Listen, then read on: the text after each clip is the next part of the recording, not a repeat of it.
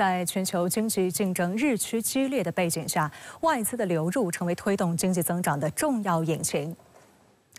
中方日前发布最新版外商投资准入负面清单，全面取消制造业领域外资准入限制措施。此外，服务贸易领域也迎来了重要开放举措，将在医疗领域开展扩大开放试点工作。来看报道。9月8号，国家发改委、商务部发布《外商投资准入特别管理措施2024年版》，也就是最新版的全国外商投资准入负面清单，全面取消制造业领域外资准入限制，自11月1号起实施。近年来，中国不断放宽外资准入，2017至2021年连续5年修订全国和自贸试验区外资准入负面清单，在制造业、采矿业、农业、金融业等领域推出了一系列重大开放措施。其中，自贸试验区外资准入负面清单制造业领域限制措施已于2021年率先实现清零。最新版的全国外商投资准入负面清单删除了出版物印刷需由中方控股和禁止投资中药饮片的蒸、炒、制、断等炮制技术的应用及中成药保密处方产品的生产等2个条目。这也是上版清单中仅剩的2条涉及制造业的限制性条目。这就意味着以后外资进入中国制造业投资将没有任何与内资不同的限制。我觉得这次调整展现的就是扩大开放的这种信号，在准入这个环节，相当于我们在制造业领域实现了内资和外资的一个平等的待遇。观察认为，取消制造业最后2条外资准入限制措施，标志着中国制造业的开放水平不但在发展中国家中明显领先，甚至高于相当一部分发达经济体，是履行中国开放的大门不会关闭，只会越开越大这一庄严承诺的最生动表现之一。与此同时，很多外资企业进入中国之后，需要和国内的企业进行合作来共同发展。在这个过程中，国内企业也可以获得学习进步的机会。在这个目前这样一个现代经济体系下，对大国来说，我们通常就是把这个负面清单作为一国开放的这样一个重要的一个指标。通过这个行动，其实就看出来，就是我们中国是有继续加大国内改革，同时进一步的加大开放的这样一个决心。那么通过与世界的这样一个互动、开放、交流，那么我个人觉得我们可以实现我们这个制造业更加高端化的发展、智能化的发展、绿色的发展。此外，服务贸易领域也迎来了重要开放举措。近日，商务部等3部门印发通知，表示要在医疗领域开展扩大开放试点工作。外商投资企业获准在北京、上海、广东3地自由贸易试验区和海南自由贸易港从事人体干细胞、基因诊断与治疗技术开发和技术应用。在独资医院领域，拟允许在北京、天津、上海、南京、苏州、福州、广州、深圳和海南全岛设立外商独资医院。观察指，外资医院的加入有望带来国际化的管理经验、先进的医疗技术和服务标准，推动国内医疗服务质量的提升。特别是细胞、基因治疗领域的外资开放，意义堪比当年新能源车领域引进特斯拉。我们将进一步推动服务业扩大开放，加大增值电信、医疗健康、数字经济、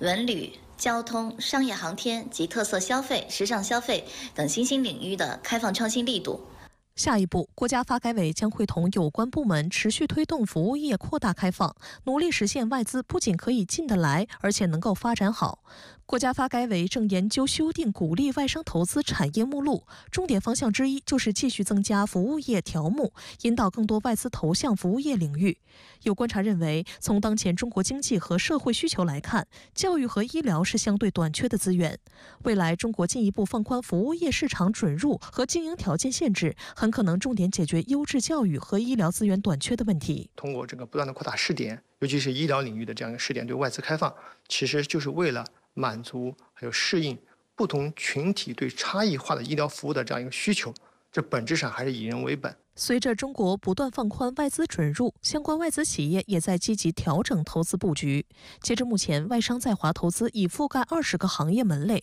115个行业大类。2017年至2023年，中国实际利用外资增长25%，其中高技术制造业利用外资占比达到37.4%，既有量的迅速增长，又有质的有效提升。以地处苏南腹地的苏州下辖县级市太仓为例，隶属工信部的权威研究机构赛迪顾问近日发布最新100强县榜单，太仓连续第2年位居第6位，仅次于苏南4小龙和福建晋江。开放一直是太仓实现跨越发展的核心关键词。太仓积极与德国合作，是著名的德企之乡。当地1600余家外资企业中，德国企业占了500多家，总投资超过60亿美元。其中制造业德企的数量占全国德企总数超过10%。德国前10大机床企业有6家落户太仓。我们欢迎所有的开放政策。中国的制造业基础设施非常好，我们希望与本地人才、本地创新、本地研发和本地制造深度融合，把在中国形成的创新成果投向世界。中方接连推出2项大力度的扩大开放举措，海外舆论反响积极。新加坡联合早报认为，中国政府在医疗领域的开放值得关注，预计将以医疗行业为开端，带动服务业领域扩大开放。英国金融时报的文章称，中国政府进一步放宽外资准入，将有利于增加高质量产品和服务供给，促进国内市场良性竞争，也将为跨国公司在中国发展提供更广阔的发展空间和更多商机，促进国际合作互利共赢。美国彭博社分析指，中国进一步开放外商投资的举措，显示中国继续致力于重振经济增长步调。台湾民众党主席柯文哲因涉及台北金华城弊案被羁押后再次现身，台北地检署于10号对其首度提讯。此前一天，柯文哲的律师团发表声明称，柯文哲决定不提抗告，在接下来的2个月的羁押期限内将尽力配合调查。消息一出，一片哗然。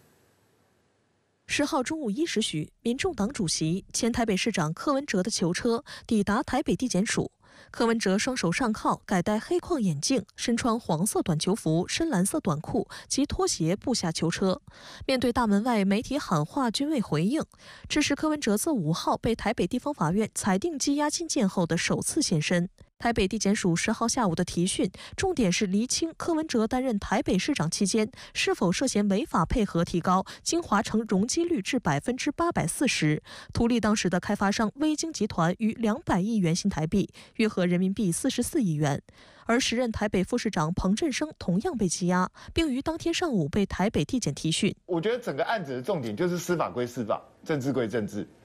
遭羁押禁见后，柯文哲的3名辩护律师赴台北看守所办理律见，与其讨论抗告事宜。外界原本预计柯文哲会于本周提出抗告，然而9号，柯文哲透过律师团发表声明表示，决定不提抗告，请检察官穷尽一切调查义务，他会尽力配合调查。因此，柯文哲确定会遭羁押至少2个月。这一重大决定引发岛内普遍关注。有分析认为，从以往的经验看，遭羁押的被告鲜有在起诉之前被释放，就算柯文哲提出抗告，释放几率也相当小，多半是白费功夫。因此，柯文哲做出上述决定，而接下来的压力就转至检察官。毕竟押票一次最长2个月，最多再延长1次2个月，意味着检察官需要在4个月内起诉，否则必须释放柯文哲。但如此大的案件，要在4个月内结案起诉相当困难，检方可能会另想办法，尽力扣押柯文哲。在刚起步的一个案子呢，要查恐怕2个月恐怕查不完，所以到时候很有可能是这个案子2个月。他可能还要延押1次，就会变4个月。好，假设4个月顺利起诉起诉完，那假设是金华城案起诉，他不管用图利还是有没有收贿，这个不知道。但是也许他起诉之后，到时候那个北检又跟法院说，因为还有另案，还要侦办，所以怕他出去又去串供，所以呢要求续押，所以一押就可能一押再押。不过，也有分析认为，柯文哲此举非同寻常，因为若当事人觉得被政治迫害，通常会第一时间提抗告。根据岛内有关规定，提抗告应在裁定出炉后10天之内。以柯文哲于9月5号遭羁押来算，最后抗告期限是15号。由于9月15号适逢周末，因此顺延1天。柯文哲如要抗告，最迟需在16号以前提出。你注意他选择不抗告的时间点是在他们民众党的这个集会。隔天，对啊，因为集会还有这么多人挺我，我就没有必要抗告了。我证明了我还有能量，